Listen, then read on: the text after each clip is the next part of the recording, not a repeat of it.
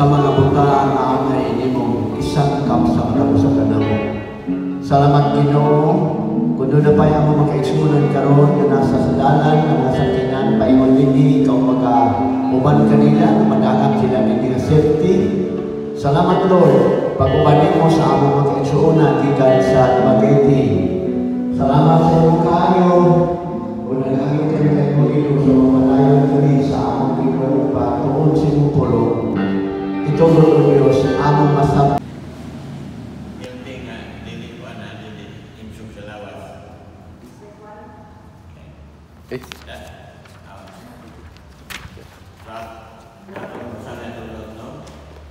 Healthy habits of effective leaders. Now, in these lectures, so I need to question what causes a leader to do. Pablo, kasi hindi naman ng Pablo, si Silas, si Barnabas, si John Mark. So, naagay padalaling utabang nito. So, hindi expected na ikaw lang tanan buwan anak. Napoy, ako na po.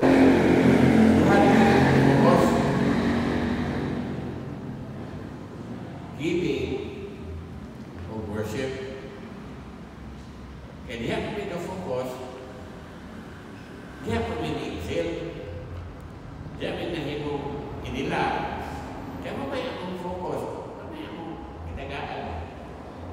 Saan ba? Effort. So, ang punta na sa may purpose nyo. Kung sa inyong purpose, ano inyong?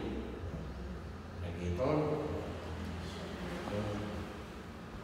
Ikaw ganisa kahapon. Kasabot mo niya kaya hindi ka mo dyan katoliko. Humanity could know God. He can know God all eternity. Mas mo no? The God of eternity came to humanity so that humanity would know God in all eternity. Kay pag-abot sa kuha, pag umanang kuha, niladaan naman. Ayos. Picture siya, ayun yun. Ano, di ba? So, salamat po Diyos, pinabuhi ni Pastor George, kauban sa iyang kauban. Salamat nga nakaiusa kami karon.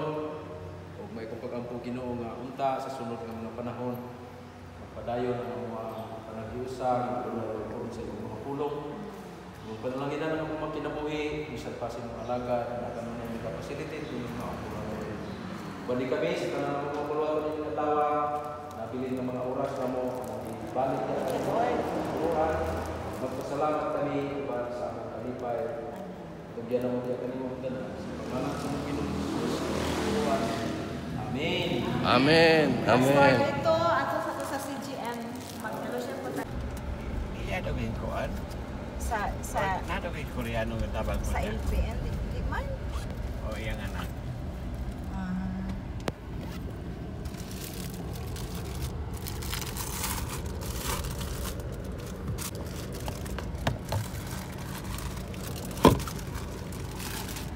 Thank you, Kay. Kasi hindi mo pagkaon, lagway ni siyang tayo Lord sa padagusa. Sunod mo kading palapitan o sa dagong pagpasalamat. Ikaw kanina na kadagal ka lang. Ang ibalik ka ni mo Lord na nandun kamaya sa ngalan ni Jesus. Amen. Sige, sige, sige.